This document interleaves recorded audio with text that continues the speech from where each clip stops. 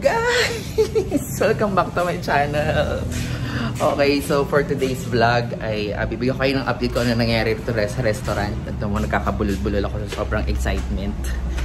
Okay, so may mga dumating na tayong mga Lazada, Shopee, mga items, yung mga pinag-o-order ko nung nakaraan. So, ngayon, mamaya pakita ko sa inyo yung mga items na yan. Medyo, thank you Lord kasi natapos tong mga pagpipintura, tsaka dumating yung bagyo naman. Pero hopefully, hindi na siya bumagyo ng todo. Guys, ermitan nyo na ako kasi di na ako nakakapag-shave. Sa sobrang busy. Kasi guys, may bago akong client. Pagdating ng 7 o'clock, uma-attend na ako ng training para dun sa bago kong client. Medyo nakaka-stress kasi ChatGPT yung mga training, mga upskilling siya. Kaya sobrang busy. Pagdating ng umaga, matutulog. Pagkagising ko, diretso na sa mga errands, yung mga kailangan kong puntahan, bilhin, pinupuntahan ko na. Okay? Kasi nga, gusto ko in the last 3 weeks before the opening, puro supplies na lang yung iniisip ko. Tapos na to lahat. Tsaka, kahit papano magagamit namin kahit bago mag-opening. So kahit paggupit hindi ko nagagawa.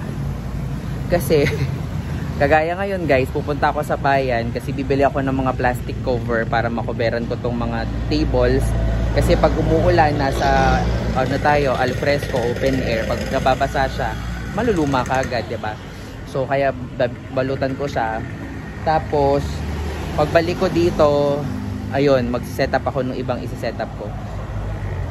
Tapos pagdating ng alas 7, alas 6, magluluto na ako ng dinner namin. Pagdating ng alas 7, diretso na ako sa trabaho. Diretso na yon hanggang 7 AM. Kasi 3 na yung kliyente ko. Tinanggap ko pa rin. Sige. Okay, so guys, eto na yung... Teka, may bubuyog na malaki. Ba't may bubuyog rito? So, update ko kayo, tapos na pinturahan yung mga tables and chairs ito. Kung follow kayo sa TikTok ko, yung mga tables na to, again, hindi ito, ipakita ko dito yung itsura ng mga tables na yan dati. Hindi namin to binili, ginawa lang to ng tatay ko. So, tapos pininturahan na namin yung pamangkin ko. Kaya tingnan yung ganda na. Pati itong mga upuan, ito yung mga dating hiningi natin kung naaalala nyo. So many months ago, hiningi natin sa school. Tapos pinaint natin dati ng blue kasi initially blue and white yung gusto nating peg ng restaurant. Kaya lang nung nag-decide kami later on, mas madaling bagayan sa mga events kung hindi siya blue. Mas madaling bagayan kung mga... Kinakabahan ako kasi may bubuyog na napakalaki. Mas madaling bagayan kung medyo yung color natin, neutral. So like brown, black, gray, mga ganyan. So, ang napili namin is brown, black, and white pa din. Para madali. So, ito na siya. Tapos, may mga dumating akong mga Lazada, tsaka mga Shopee na items para sa pagbubukas natin. Ito, extrang ginagawa ng tatay ko. Ayan. Lamesa nung pamangkin kong mag-aaral na. So, bibili rin ako ng mga gamit kasi like ito, gagawa ako ng maraming ganito. Ginagawa ko lang to. Yung mga lasinggero kasi ako eh. So, yung mga pinag-inuman ko nito, ng mga alak, wine, ito Novelino lang to, wala to. Pero meron ako, madami ako dyan. Alfonso. Hindi ko yung tinatapon. Yung mga Absolute, magagandang bote. Yun talaga yung binibili ko minsan, yung mahal. Yabang. Hindi yung mahal kasi magaganda yung bote nila. Pero yung Alfonso ang ganda din pag nilagyan ng ganyan. Nasa babae. So, gagawin ko din yon para meron ako mga centerpieces sa mga lamesa ko. Kailangan ko ng 13 na ganyan. So, kailangan ko bumili ng wood glue. Okay, so yan yung mga gagawin ko pa mamaya. Alam nyo yan, ginagawa ko yan. Sinasabay ko habang nagtatrabaho ako. So, bawa nasa training ako or nasa meeting, dun ko siya ginagawa. Sobrang daming sacrifices and daming ginagawa pero I'm sure worth it ito, laban lang ng laban. So lately hindi ako masyadong nakakapag YouTube, nakakapanood sa YouTube, TikTok, hindi ako masyadong nakakapag Yung Netflix sinasabay ko sa work. Kasi nga, para naman kahit paano meron akong buhay na iba. Kasi minsan pag gabi, sabay-sabay yung client ko. Tapos, isasabay ko pa yung mga preparation ko dito. Kasi hindi ko nagagawa sa morning. Kasi nga tulog ako. Tapos pagdating naman ng hapon, normally errands yung mga ginagawa ko. Kaya hindi ko nagagawa yung mga paggagawa ng poster. Kaya yung mga poster ko dyan, galing yan sa, ginagawa ko yan sa gabi. Sinasabay ko pa yan sa work ko. Grabe. Kaya kailangan ko ng isa pang computer. Kasi susuko na yung computer ko pag sobrang dami kong tinatanggap na trabaho. But anyway guys, I just wanna show you. Ayan. So, nilipat na namin itong mga halaman kasi magpipintura naman ito. Medyo nahilo lang daw yung pamangkin ko. Siguro kakasinghot ng mga pintura. Okay. So, doon tayo sa baba. Pakita ko yung mga binili namin. Mga na-purchase ko, mga dumating na.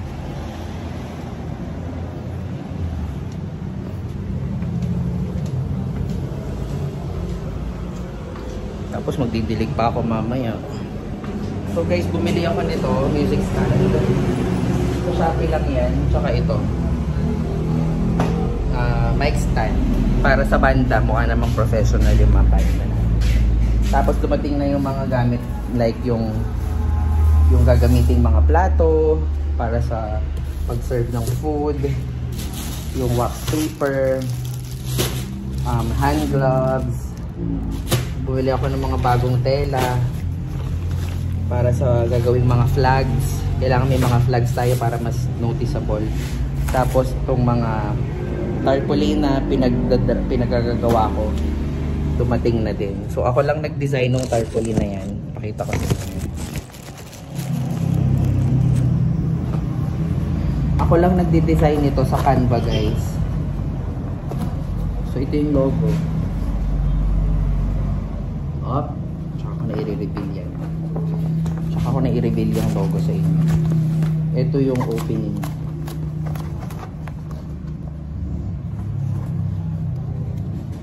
Opening soon. Lahat yan guys, ako lang nag-aano niyan. Ako lang nag-design sa Canva.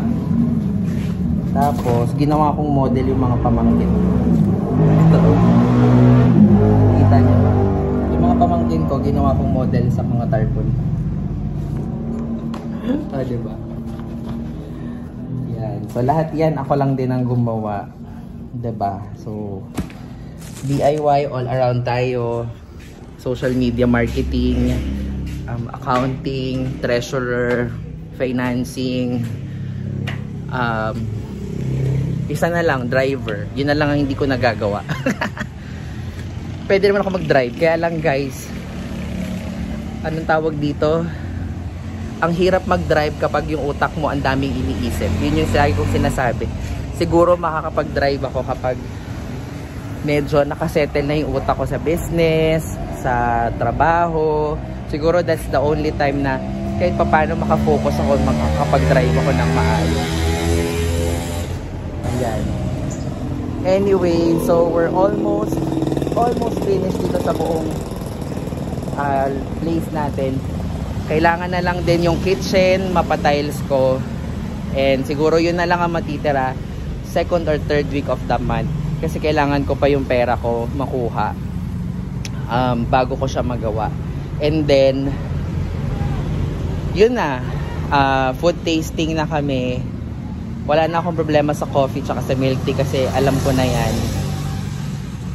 Yun na lang mga mga like burger kasi parang gusto kong mag-create ng bagong lasa. But anyway, di ko alam kung paano yan, pero sige, go. So guys, thank you so much for watching and sa pagsubaybay nyo sa aking journey sa pagtatayo nitong DIY restaurant na to. Halos lahat DIY guys, hindi na ako masyado nagbabayad para gawin yung mga dapat gawin. Imagine nakatipid ako, halimbawa yung tarpaulin, binadgetan ko doon ng 3,000. Since ako na yung nag-design nung tarp, hindi na ako gumastos ng pag-layout. Tapos nakahanap kami ng nagpiprint ng tarpaulin na sobrang mura. Pagdating doon, ang mura lang din pala ng Panaflex nila. So magpapagawa na rin ako ng Panaflex, yung may ilaw, para kitang-kita rito pag gabi. Papagawa na rin ako kasi sobrang mura pala ng Panaflex. Dati akala ko dati mga 20,000 yan eh. Ngayon 3,000 lang may Panaflex ka na. So yung may ilaw para paggabi kitang-kita dito. So guys, lahat yan makikita nyo as we go along in the journey, and I hope you are enjoying sa panonood ng aking mga vlogs. Thank you so much. Bye!